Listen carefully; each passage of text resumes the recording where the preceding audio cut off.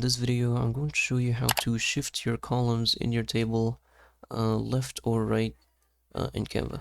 So I have this table example here, and I want to shift perhaps this column to the right.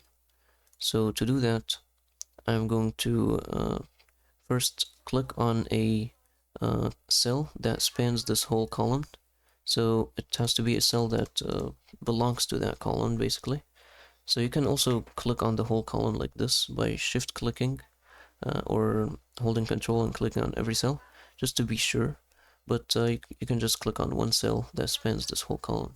So after you do that, right click, or you can click on these three dots at the left side, and then you'll see over here move column to the right. So click on that, and as you can see, these two rows swapped places. This one went to the middle and this one went to the left.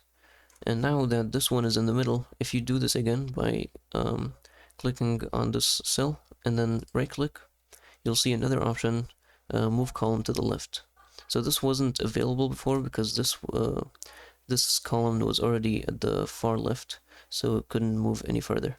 But yeah, that's how you can do this, move your columns or shift them to the left or right in your table in Canva.